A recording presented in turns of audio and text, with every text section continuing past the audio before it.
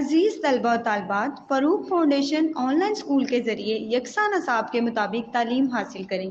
اگر ہماری ویڈیوز پسند آئیں تو چینل کو سبسکرائب کریں اور دوستوں کے ساتھ شیئر کریں اور بیل آئیکن کو لازمی دبائیں تاکہ آئندہ آنے والی تعلیمی ویڈیوز آپ حاصل کریں۔ بچو تاسو آنلاین سکول نه پوره تعلیم کوی شي او بورډ کلاس د 9th او 10th والا پاس کول شي، تاسو خپل نور هم تعلیم حاصل کوی شي خپل عمر مطابق. خپل مور پلار ولا فون یا لیپټاپ ذریعے مونږ سره آنلاین کلاس خستلو دپاره خبره کوی شي. روزانه یو یا 2 غنټې آنلاین کلاس اخلي او چې بیا تاسو سکول ته ځئ نو تاسو ته به نور مدد ضرورت نه وي. داسې پړهایي سره تاسو خپل ټایم او د مور پلار پیسې بچت کوی شي. آنلاین کلاس څه هم فیس نشته، تاسو زوم باندې هم خپل کلاس خستل شي او هر مضمون والا مکمل ویډیوز موجود دي. So today we will be going to start a new chapter, Unit 3, and it's a poem by John Foster, and it is named It's Spring. So before starting the poem It's Spring, we will just go through the literary device that is explained here. It is basically personification. So personification is giving a human quality to an inanimate object. Any type of emotion, gesture, thought, or action that a person would make can be applied to any non-human object using personification words. So basically, first we will describe what is inanimate object. As we have previously discussed that inanimate object is something that is not alive, it is not a living thing. So when we are giving what are human qualities? Human qualities are all those emotions, the feelings and actions that humans have or do.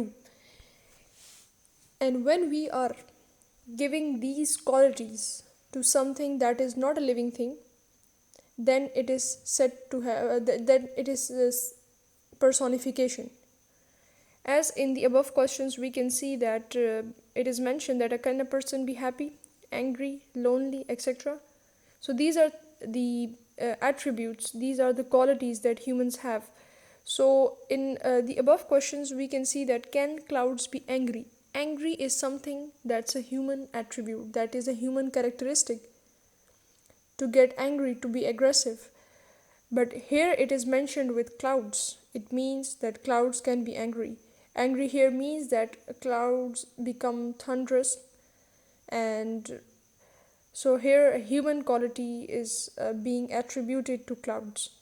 In the second questions, we can see, can the flowers sing and dance? We know that flowers cannot sing and dance, but here the singing and dancing are the qualities of humans. And here it means that flowers are blossoming and they are blooming. It means that they have grown. In the next question, it is said that can sun be happy? Being happy or being sad is an attribute of humans, but here it is used for sun. It means that sun is bright, the sun rays, the sun is shining, so that's why the quality of being happy is used with sun. So such words that are basically human characteristics, like being angry, singing, dancing, happy, lonely, these are human. But when these words are used for something that is not living thing, that is not alive, then it is said personification. So basically personification is when you give an animal or object qualities or abilities that only human can have. So basically personification is a creative literary tool, and it adds interest and fun to a poem.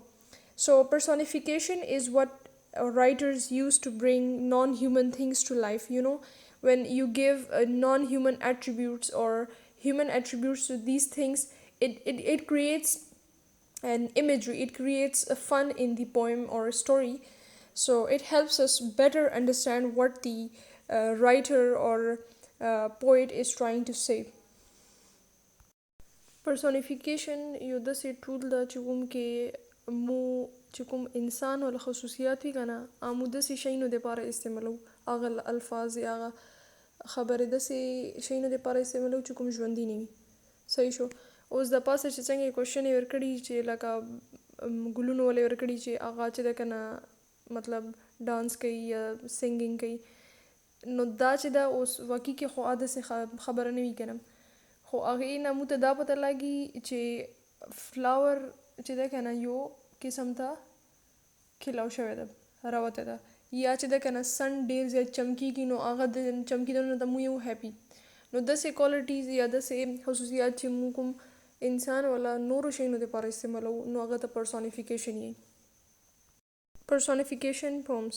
Personification poems are types of verse in which inanimate or non-human objects are given human attributes. So basically, as we have already discussed, this particular poem, It's Spring, is also a personification poem because there are many instances and many examples of personification used in this poem. So we will go through it. So let's just start the poem. First of all, I'll just read the whole poem and then we will discuss what is being said in each stanza. So let's just give it a read. It's spring and the garden is changing its clothes, putting away its dark winter suits, its dull scarves and drab brown overcoats. Now it wraps itself in green shoots, slips on blouses, sleeved with pink and white blossom, pulls on skirts of daffodil and primrose, snowdrop socks and purple crocus shoes, then dances in the sunlight. So this is basically, the poem is basically about spring, and it is a very famous poem by John Foster. So first there are two stanzas. It means there are two, a verse is a single line basically, and stanza is a different, it have different number of verses. So in first stanza we will go through the line that it's spring and the garden is changing its clothes. So here the cloth indicates, does not mean that literally, it does not mean that garments, it means changing its colors basically. Putting away its dark winter suits. Putting away means taking off or changing the colors, and dark winter suits indicate changing dark colors into much brighter colors. The garden is changing into much brighter colors. Its dull scarves and drab brown overcoats. Dull here means something that's boring and something that is colorless, and scarf here means muffler, like the garden is changing its dull colors and which was a boring sight, and it's now changing into a much beautiful sight. Drab means light colored.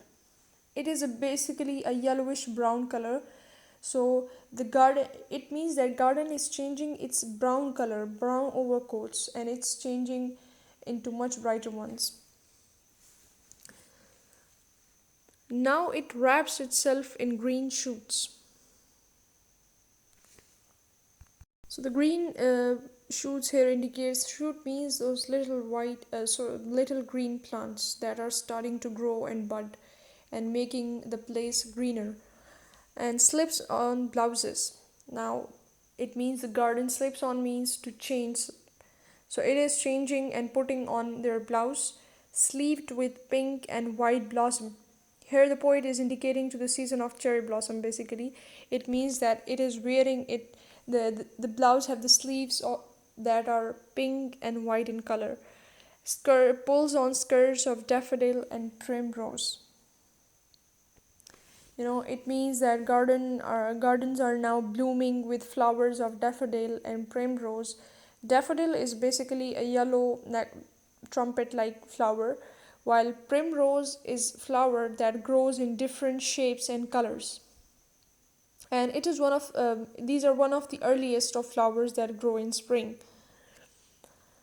Snowdrop socks and purple crocus shoes. It means the snowdrop is a white flower.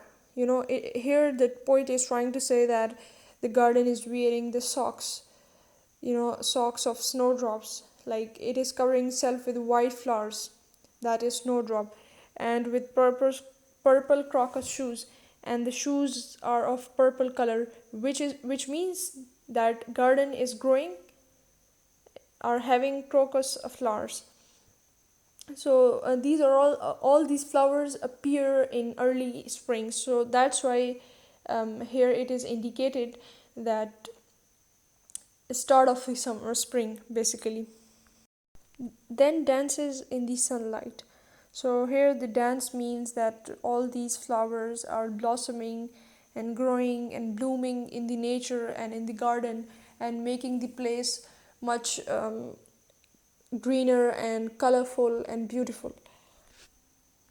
As we have discussed the poem line by line, now I will just give a general view about what the poet is trying to say in this poem. So, spring, first of all, what is spring? Spring is the period that is between winter and summer, that comes after winter and before summer. So, in this first stanza, the poet is describing how the nature is changing in spring season, And spring is considered to be a time of rebirth, a season of new beginnings. As we see, when the spring season starts, all the dull brown gardens start to change its colors and become more beautiful with much brighter colors. So, this season brings new life to flowers and plants and trees and other vegetations. Many trees are blossoming and early flowers are pushing through the earth, and all things are coming to life. The weather is turning warm. It is basically a hopeful season. It brings transformation and change, from darkness to light, from cold to warmth, from gray to the gray colors to the much brighter colors. And blossom is the time. In second stanza, as we see, there are different flowers being discussed and being shown that are appearing in the early spring. So blossom is basically a time which is so beautiful and appealing and like flawless and delightful. So here all the flowers are pink and white and making so beautiful scenery. And daffodils are one of the most welcoming signs of spring, Following the wintry months of grey skies and rains, they bring many colors to gardens, the bright colors of gardens. As the spring comes, the gardens are becoming more colorful as different flowers blossoms and blooms into the nature, making our surroundings more colored and vibrant. Out of any season, spring transforms our environment the most. The snow melts, the air warms, flowers bloom, plants sprout, and the wind whips through the landscape, pushing the last heavy bits of winter off of our doorstep. So here in this poem, the basic theme was the change, the growth, and the newness that is embraced by the land, by the nature. So poet is trying to describe that how the season changes, how it is changing from dull brown colors into much brighter colors, how the dull colors like the brown and the grayish things are all turning, that have been through winter are now changing into much brighter colors, So it is a process of change. The spring is a process of change in which the flowers appear. The harsh winters have finished, and now it's the spring season, which is the season of change, which is the season of growth. And so now flowers are welcoming this season, and how different, like daffodils and primroses and snowdrops, these are all beautiful flowers of the spring, and so they are just enhancing the beauty of nature. So this is how the poet describes the situation and the nature, that how they are being beautified by different flowers, how the spring season welcomes. So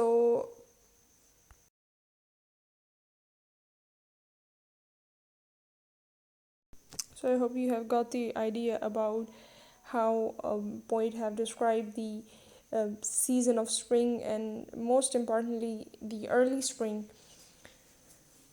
نو اصل کې د پویم کې دا خبره شوي چې سپرینګ ولا سیزن چې دا کنه سٹارټ ولا فرست ټینزه کې دا خبره شوي چې څنګه چې کوم باغ وي یا هغه وي هغه خپل کومې طریقې سره کلرز چینج کوي.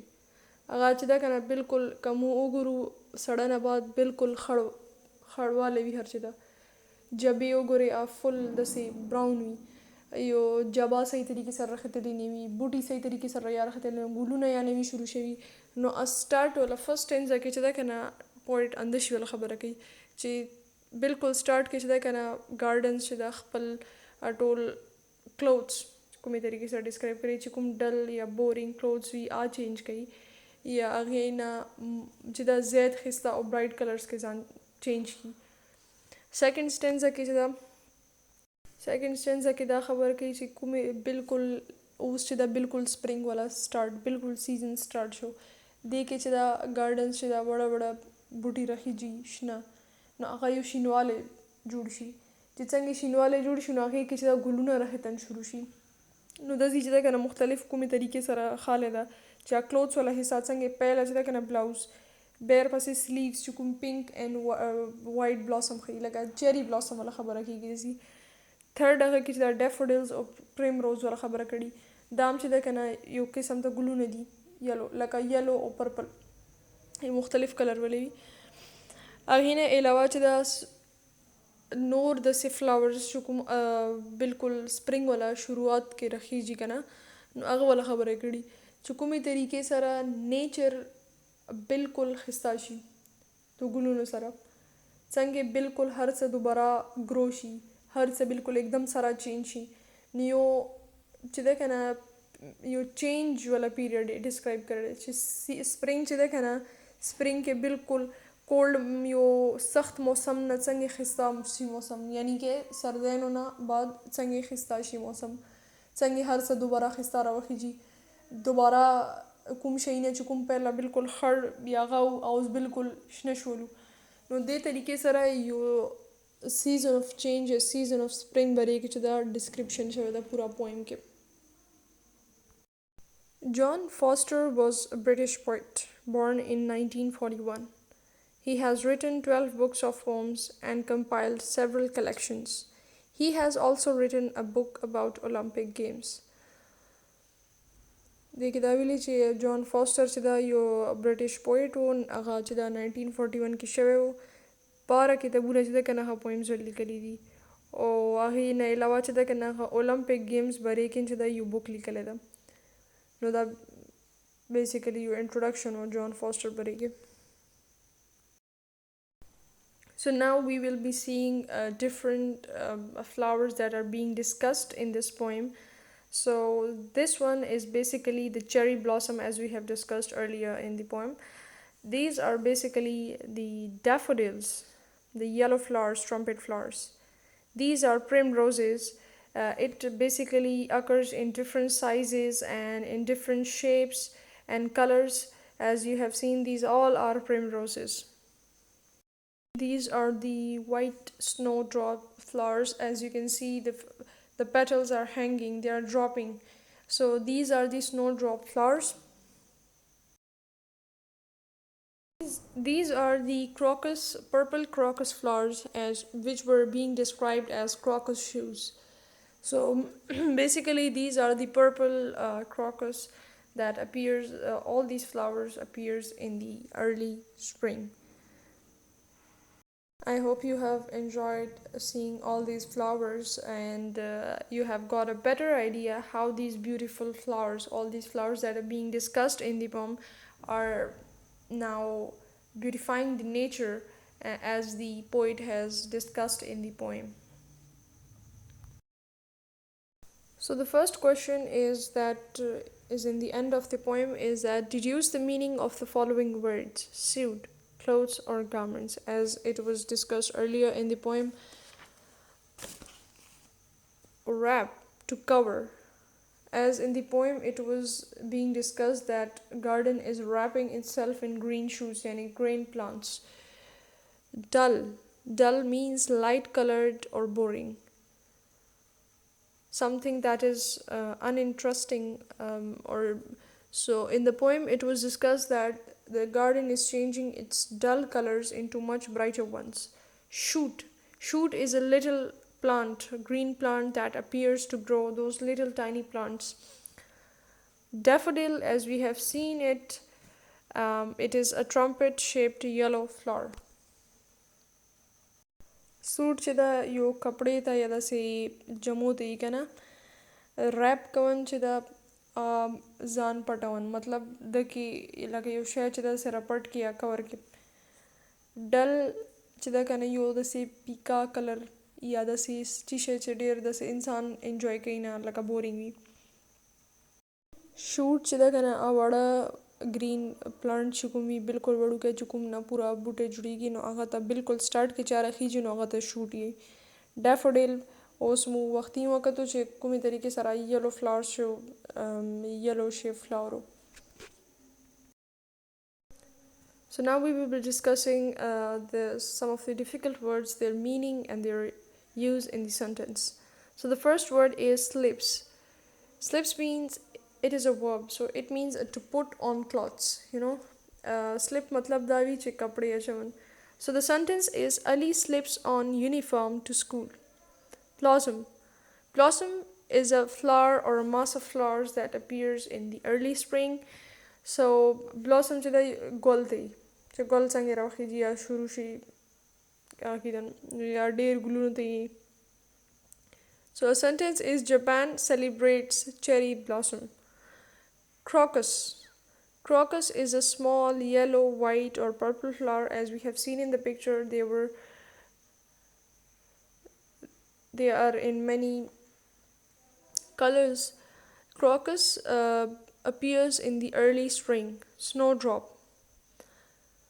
It is a small white flower. Aspin golchi mutsengi wakato. Ache henki duaga. Snowdrops were numerous on the mountains.